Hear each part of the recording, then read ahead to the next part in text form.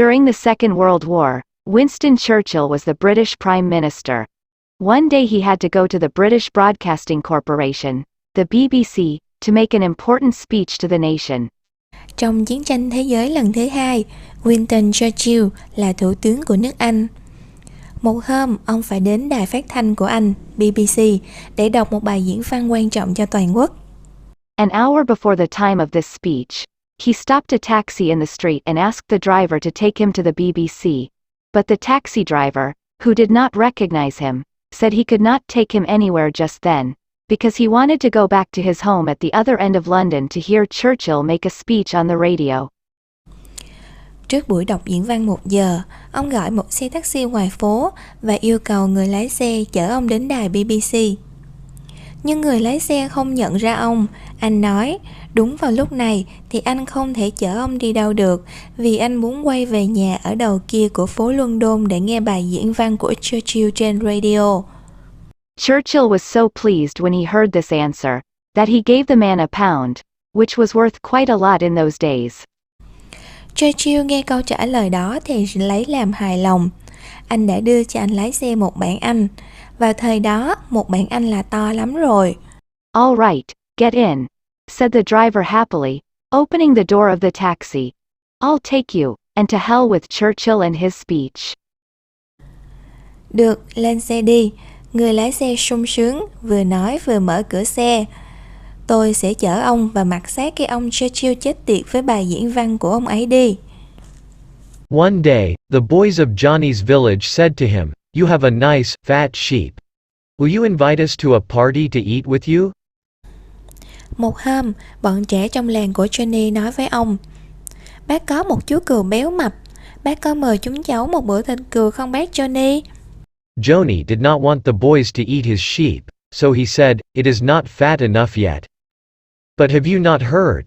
They said, "The world is going to end tomorrow, so the sheep will never get fat."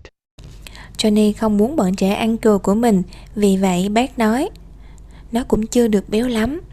Thế bác không nghe thấy chuyện gì ư? Bọn trẻ nói, thế giới sẽ đến lúc tận số vào ngày mai rồi, như vậy thì cừu của bác cũng chẳng bao giờ béo được nữa đâu. Johnny was getting tired of this, so he said, "All right, boys, we will have a picnic tomorrow, and eat the sheep." Johnny đã phát nản về câu chuyện đó. Bác bảo, được thôi các cháu ạ, ngày mai chúng ta sẽ tổ chức một cuộc đi chơi dã ngoại và chén thịt cừu. So the next morning they all went to the river. The boys took off their clothes and jumped into the water, and Nasradin killed the sheep. When the boys came out, their clothes were not there.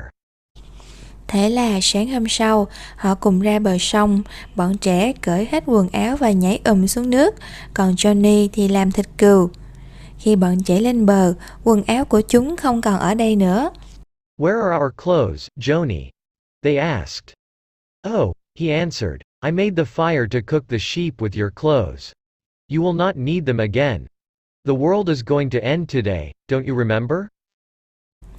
Quần áo của cháu đâu cả rồi bác Johnny? Chúng hỏi. Ồ, bác ta trả lời, bác đốt quần áo của bọn cháu để thui thịt cừu rồi. Các cháu còn cần gì quần áo nữa? Thế giới này sắp tận số vào hôm nay, các cháu không nhớ ư? When George was 35, he bought a small plane and learned to fly it. He soon became very good and made his plane do all kinds of tricks. George 35 tuổi, anh mua một chiếc máy bay nhỏ và học lái nó. Chẳng bao lâu, anh lái rất giỏi và điều khiển nó làm được tất cả các trò biểu diễn. George had a friend, his name was Mark. One day George offered to take Mark up in his plan. Mark thought, "I've traveled in a big plane several times, but I've never been in a small one, so I'll go." George có một người bạn, tên anh ta là Mark. Một hôm, George đề nghị đưa Mark đi bằng máy bay của mình. Mark nghĩ, mình đã đi bằng máy bay lớn rất nhiều lần, nhưng chưa bao giờ đi bằng máy bay nhỏ, vì thế mình sẽ đi. They went up, and George flew around for half an hour and did all kinds of tricks in the air.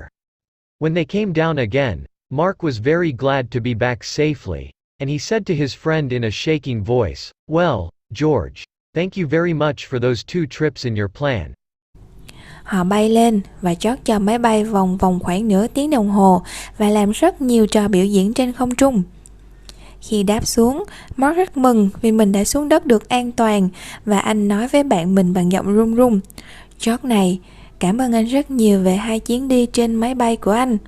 George was very surprised and said, 2 trips? Yes, my first and my last, answered Mark. George rất ngạc nhiên và hỏi, sao lại 2 chuyến? Chuyến đầu tiên và cũng là chuyến đi cuối cùng, Mark trả lời.